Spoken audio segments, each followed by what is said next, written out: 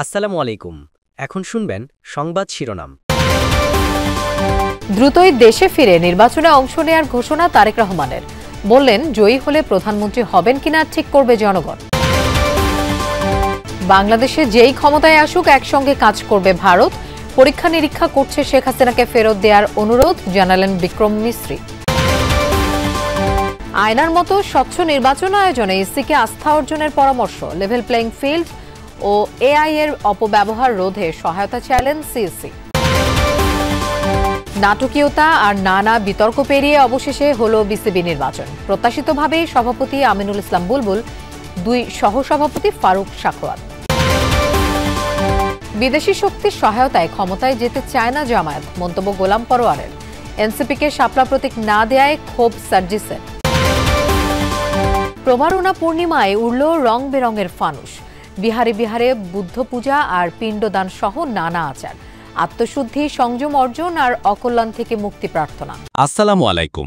এতক্ষণ দেখছিলেন সংবাদ শিরোনাম, এখন দেখবেন বিস্তারিত। দ্রুতই দেশে ফিরে নির্বাচনে অংশ নেয়ার ঘোষণা দিয়েছেন বিএনপির ভারপ্রাপ্ত চেয়ারম্যান তারেক রহমান। বলেছেন, প্রধানমন্ত্রী হিসেবে দায়িত্ব পালন করবেন কিনা তার সিদ্ধান্ত নেবে দল এবং দেশের জনগণ। গুম, খুন, হত্যার জন্য দায়ীদের বিচারের দাবি জানিয়ে বিএনপির ভারপ্রাপ্ত চেয়ারম্যান বলেন, দল হিসেবে অন্যায় করলে দেশের আইন অনুযায়ী আওয়ামী লীগেরও বিচার হবে। তারেক রহমান বলেন, ৭১-এ কোনো রাজনৈতিক দলের বিতর্কিত ভূমিকা থাকলে তার জবাব তারাই দেবে।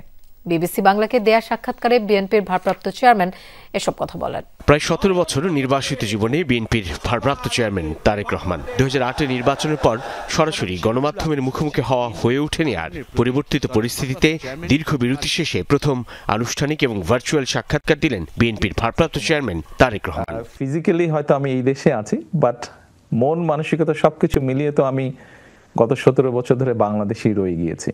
বিবিসি বাংলাকে দেয়া সেই সাক্ষাৎকারের প্রথম পর্বে উঠে আসে অতীত, বর্তমান আর ভবিষ্যতের রাজনীতি প্রসঙ্গ। নেতাকর্মী থেকে শুরু করে দেশের জনগণের বহুল আকাঙ্ক্ষিত দেশে ফেরা ঘিরে জমা প্রশ্নের জবাব দেন তারেক রহমান। উড়িয়ে দেননি নিজের নিরাপত্তা সংক্রান্ত শঙ্কার কথাও। কিছু সঙ্গত কারণে হয়তো ফিরাটা হয়ে ওঠেনি এখনো, তবে সময় তো চলে এসছে মনে হয়। ইনশাল্লাহ দ্রুতই ফিরে আসব। জনগণের সম্পৃক্ত এরকম একটি নির্বাচন হবে, সেখানে তো অবশ্যই আমি নিজেকে দূরে থাকতে পারবো না, আমাকে আসতেই হবে। স্বাভাবিকভাবেই মাঠেই ইনশাল্লাহ থাকবো আমি। আপনি নির্বাচনে অংশ নিচ্ছেন তাহলে? জি, ইনশাল্লাহ।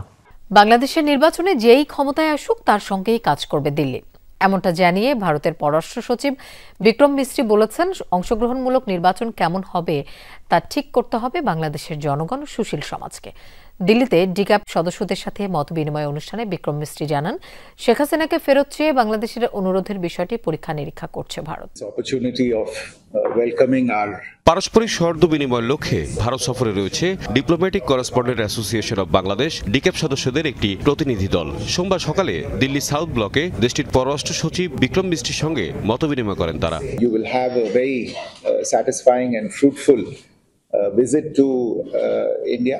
মতবিনিময়ে উঠে আসে বাংলাদেশ ভারত সম্পর্কের প্রসঙ্গ। দুই দেশের পারস্পরিক সম্পর্ক নিয়ে ভারতের অবস্থান তুলে ধরেন দেশটির পররাষ্ট্র সচিব। আসন্ন জাতীয় সংসদ নির্বাচন নিয়েও কথা বলেন বিক্রম মিস্ত্রি। জানান, যারাই নির্বাচিত হয়ে ক্ষমতা আসবে তাদের সঙ্গে কাজ করবে Bharat. We look forward to the earliest possible elections in Bangladesh, free, fair, participatory and inclusive elections, and we remain ready to deal with any government that emerges from these elections with a popular mandate. Vikram মিস্ত্রি বলেন, বাংলাদেশের মানুষ তাদের গণতান্ত্রিক অধিকার অনুযায়ী পছন্দের সরকার নির্বাচন করুক, সেটাই প্রত্যাশা করে ভারত। আসছে জাতীয় সংসদ নির্বাচন স্বচ্ছভাবে আয়নার মতো পরিষ্কার করতে চায় ইসি। নির্বাচন কমিশন বিশ্বকে দেখাতে চায় ভোটে কোনো লুকোছাপা হচ্ছে না, বলেছেন সিসিএমএম নাসির উদ্দিন। ইলেকট্রনিক মিডিয়ার প্রতিনিধিদের সাথে বৈঠকে তিনি জানান, নির্বাচনে এআই, অপতথ্য আর ভুল তথ্য মোকাবেলা করা কমিশনের জন্য বড় চ্যালেঞ্জ হবে। গণমাধ্যমের কাজের পরিধি সীমিত না করে স্বাধীনভাবে কাজ করতে দিলে তথ্য প্রযুক্তির অপব্যবহার, প্রোপাগান্ডা ও গুজব অনেকটাই ঠেকানো যাবে বলে মত দেন গণমাধ্যম প্রতিনিধিরা। সুষ্ঠু ও অংশগ্রহণমূলক নির্বাচন আয়োজনে সুশীল সমাজ, শিক্ষাবিদ, গণমাধ্যম, রাজনৈতিক দলগুলোর সাথে সংলাপ শুরু করেছে নির্বাচন কমিশন।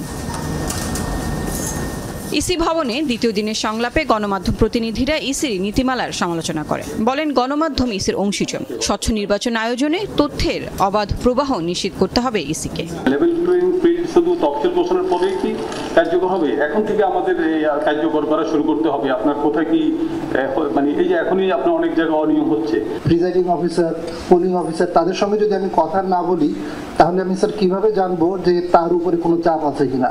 এই বিষয়গুলো তো স্যার আপনার পক্ষে প্রতিটা কেন্দ্রে গিয়ে সম্ভব না, আপনার অফিসারদের পক্ষে গিয়েও সম্ভব না জানা। এটা জানতে পারবে একমাত্র সাংবাদিকরা। গণমাধ্যম কর্মীরা বলেন ইসির জন্য বড় চ্যালেঞ্জ আস্থা অর্জন করা। জামায়াতে ইসলামের ব্যাপারে বহির্বিশ্বের আগ্রহ বাড়লেও বিদেশি কোনো শক্তির হাত ধরে ক্ষমতায় যেতে চায় না দল। এই মন্তব্য করেছেন জামায়াতের সেক্রেটারি জেনারেল অধ্যাপক মিয়া গোলাম পরওয়ার। বিকেলে জামায়াতে আমির ডাক্তার শফিকুর রহমানের বসুন্ধরার বাসভবনে বৈঠক করেন বাংলাদেশের সফররত তুরস্কের উপ পররাষ্ট্রমন্ত্রী এবেরেস আকিনজি। বৈঠক পরবর্তী সংবাদ সম্মেলন করেন গোলাম পরওয়ার। তিনি জানান, সব রাজনৈতিক দল সংস্কারের বিষয়ে একমত হলে দেশে সুষ্ঠু নির্বাচন সম্ভব বলে তুরস্কের উপ পররাষ্ট্রমন্ত্রীকে জানিয়েছেন জামায়াতে আমির। বৈঠকে ফিলিস্তিন ও রোহিঙ্গা ইস্যুতে তুরস্ক প্রেসিডেন্টের ভূমিকার প্রশংসা করেন ডাক্তার শফিক। তিনি বলেন, বাংলাদেশ ও তুরস্কের মেডিকেল এবং শিক্ষাক্ষেত্রে যৌথভাবে কাজ করার সুযোগ রয়েছে। জামায়াতে নিবন্ধন ফিরে পাওয়া ও নির্বাচনে অংশ নেওয়ার সুযোগ তৈরি হওয়ায় অভিনন্দন জানান এবেরেস আকিনজি। গণভোটে সম্মত হয়েছে নীতিগতভাবে, কিন্তু জামায়াত ইসলামের পক্ষ থেকে বলা হয়েছিল যে একই দিনে নয়, গণভোটে একটু আগে হওয়া দরকার, তাহলে জুলাই সনদের বাস্তবায়নের আইনি ভিত্তিক প্রশ্নগুলো খুব ইজি হয়ে যাবে। অন্যান্য দলগুলো যাদের যেটা নোট অফ ডিসেন্ট ছিল সেগুলোকে একটা জায়গায় সম্মতভাবে করা যায় কিনা সেসব আশা করি আমরা একটা আশাবাদ আমাদের মধ্যে তৈরি হয়েছে যে 8 তারিখের আলোচনায় হয়তো এগুলোর একটা নিষ্পত্তি হবে ইনশাআল্লাহ। যে নির্বাচন কমিশন একটি দলকে একটা মার্কা দেওয়ার ক্ষমতা দেখাতে পারে না, সেই কমিশনের প্রতি দেশের মানুষ কিভাবে আস্থা রাখবে? এমন প্রশ্ন তুলেছেন এনসিপির উত্তরাঞ্চলের মুখ্য সংগঠক সার্জিস আলম। সকালে নাটোরে দলের জেলা সমন্বয় সভার আগে প্রেস ব্রিফিং করেন সার্জিস। বলেন, যেহেতু শাপলা প্রতীক পেতে আইনগত কোনো বাধা নেই, তাই আগামী নির্বাচনে এনসিপি শাপলা প্রতীক নিয়েই অংশ নেবে। যেহেতু আমাদের শাপলা প্রতীক পেতে আইনগত কোনো বাধা নেই, তাই এনসিপি আগামী নির্বাচনে শাপলা প্রতীকেই অংশগ্রহণ করবে। নাটকীয়তা, বিতর্ক ও আইনি জটিলতা শেষে অনুষ্ঠিত হলো বিসিবি নির্বাচন। গঠিত হলো 25 সদস্যের নতুন পরিচালনা পরিষদ। প্রত্যাশিতভাবে নির্বাচিত হয়েছেন আমিনুল ইসলাম, ফারুক আহমেদ। ক্যাটাগরি 3-এ 35-7 ভোটের ব্যবধানে দেবব্রত পালকে হারিয়েছেন খালেদ মাসুদ পাইলট। তামিমবিহীন বিসিবি নির্বাচন ছিল অনেকটা সাজানো গোছানো। সেই নির্বাচনের আনুষ্ঠানিকতা শুরু সকাল 10টায়। বিকেল 4টা পর্যন্ত চলে 23 পরিচালক নির্বাচনের ভোট গ্রহণ, যার মধ্যে 8 জন আবার বিনা প্রতিদ্বন্দ্বিতায় জিতে গিয়েছিলেন আগেই। ক্যাটাগরি 2 থেকে সর্বোচ্চ 12 জন পরিচালক তামিম ইকবাল, লুৎফর রহমান বাদলরা সরে যাওয়ায় ফলাফল অনুমেয় ছিল এখানে। 76 জন কাউন্সিলরের মধ্যে ভোট ই ব্যালটে 34 সহ মোট ভোট দিয়েছেন 43 জন, ছিলেন না 33 কাউন্সিলর। ই ব্যালট নিলেও ভোট দেননি তামিম। এখান থেকে নির্বাচিত হয়েছেন ফারুক আহমেদ, ইশতিয়াক সাদেক, শানিয়ান তানিম, মেহরাব আলম চৌধুরী, আমজাদ হোসেন, মোকসেদুল কামাল, ফাইজুর রহমান মিতু, মঞ্জুর আলম, আদনান দীপন, আবুল বাশার শিপলু, ইফতেখার রহমান মিঠু ও এম নাজমুল ইসলাম।